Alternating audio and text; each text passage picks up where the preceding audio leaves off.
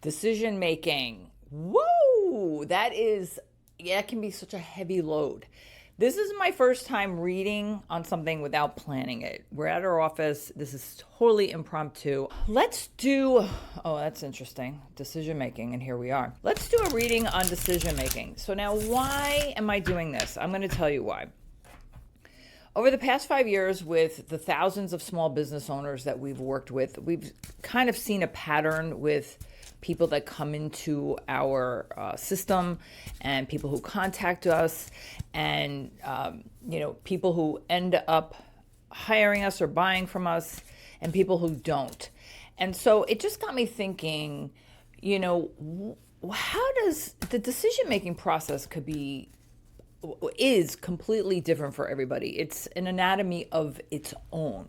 So I thought we could do a reading on the moon. We can do a reading on decision making.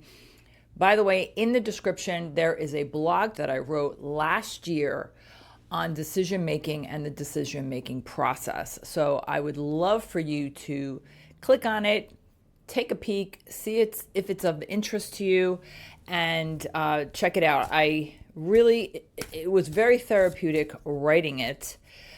People have different ways of making decisions. I actually took an NLP certified course, and one of the big things was understanding people's behaviors before you get into your sales mode or your transactional process mode of how they make decisions. So let's see what the cards say. What do you think? Let's see what they say. I'm going to do, this is my first time doing a horseshoe spread on camera. So let's see how that goes. All right. Now, I don't have any of my crystals or anything because this was completely spontaneous.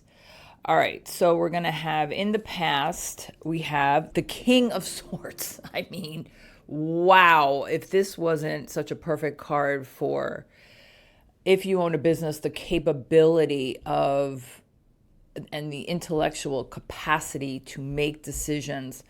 This is something where, when we get court cards like this, it is either a trait you possess or someone who is in your life that might be of assistance, an advisor or a mentor of some kind. Let's just see if it's a person so it's the Emperor.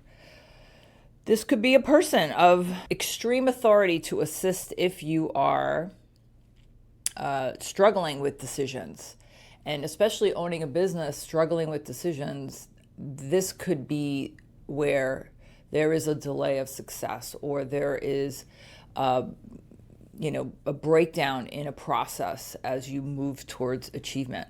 So that's the past. So now the present is this is the friendship card. So celebration, coming together. If a decision is made, this is what you can expect to have happen. And so then we have the near future is the Nine of Wands. We're looking into the past of how we've done it before. How have we done it and how has that worked out? Or how are we with the success, because this is a 9, so that's fulfillment, accomplishment. You've come so far. If you are looking at the decisions that you've made that have been successful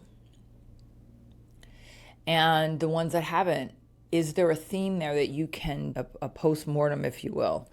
Now, this is you. Let's see how now we have the past, the present, and the near future. And the High Priestess. Okay. The High Priestess is the subconscious of what we may not know is causing us to stall on decision making, or are we conscious when we're making these decisions? And part of the blog that I talk about is, do you rely on data more than intuition, more than emotions? So those are the three that you could tap into, and one or all may be a strength on getting there. But how are you really understanding how you make the decisions? Do you need more data than emotion? Do you need that gut feeling versus the thought process of the worst case scenario process? And then we have in the, this is the environment or influences, the Wheel of Fortune. There's a lot of major arcanas here. Well, this is a clarifier, if you will. A Wheel of Fortune is destiny and change. And this is what prompts decisions, because there's constantly change. Change is constantly happening. Around and around we go. So decision making and decisions will always be a part of our lives, especially when running a business. And the problem with, and it could not be a problem, but you see how I just said problem, but problems deserve solutions. With a business, there could be financial repercussions, which is why it is so vital to embrace change, embrace that decisions are constantly bombarding us and could have such a colossal impact if we are denying ourselves the cognitive abilities that we have, because the King of Swords shows up, that we have to make these decisions. And looking into the past of how you've done it before, this could be a benefit. We're already celebrating anyway. All right, so now the hopes and fears. Let's see what this says. Ace of Wands. This is the success of the implementation of respecting the plans you've made for your business and embracing the privilege that we have to own this business and the decisions that we have to make, understanding our destiny is at stake. And so let's see what the outcome. The Magician. Oh my gosh. Manifestation. The manifestation card. I mean, I honestly, did you even see, you may not have even seen me shuffle these cards. I shuffled these cards and did a little prayer because I don't have any of my mystical tools to clear and so on, but it doesn't get any better than that. The decision making, understanding, knowing the subconscious can assist and bring you gifts of the destiny of making these decisions, and I get to make these decisions for the sake of my business. And because of the creativity of you applying this to your business, applying the decisions, you get to celebrate the clarity to look back on what you've done, to understand that there are things you may be doing that could sabotage.